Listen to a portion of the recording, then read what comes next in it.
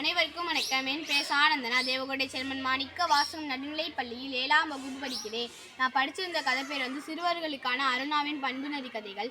அதை எழுதியவங்க கே. நல்லசிவம். அதை வெளியிட்ட பதிப்பகம் கங்கராணி பதிப்பகம். அதில் ஒரு கொய்யா மரமும் நாயும் இருக்குமா. அப்போ கொய்யா மரத்து நிழலில் நாய் படுத்து கிடக்குமா.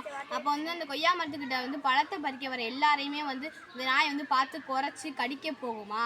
அதனால எல்லாருமே கொய்யா பழத்தை பறிக்காமல் போயிடுவாங்க. அதுக்கப்புறம் ரொம்ப நேரமாக அந்த இதெல்லாம் பார்த்துக்கு இருக்க கொய்யா மரம் நீ எதுக்கு இப்படி பண்ணுற, நான் தான் உனக்கு நிழல் தரையில, பேசாமல் இருக்க மாட்டியா நீ இன்னொரு வாட்டி இப்படி பண்ணினா உன்னை நான் துரத்தி விட்டுருவேன் அப்படின்னு சொல்லுவான். ரொம்ப நேரமாக அமைதியாக இருந்த நாய் திடீர்னு பேசுமா.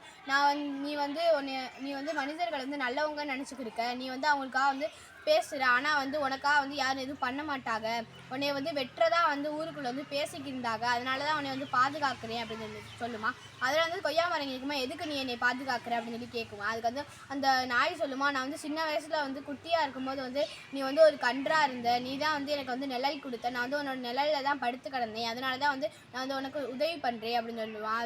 அதோட அந்த கொய்யா மரம் கேட்குமா, நீ ரொம்ப இத்தனை நாள் நீ எங்கே இருந்த அப்படின்னு கேட்குமா. அதோட அந்த நாய் சொல்லுமா, நான் பெரியதானோன்னா எனக்கு சாப்பாடு இல்லாதனால நானே சுயமாக சாப்பாடை தேடி போனேன், ஆனால் எங்கேயுமே அங்கே கிடைக்கல, நான் பக்கத்தில் இருக்க ஒரு ஃபேக்ட்ரியில் தான் எனக்கு தினமும் மிஞ்சி போன சாப்பாடு நான் சாப்பிட்றேன் அப்படின்னு சொல்லுமா.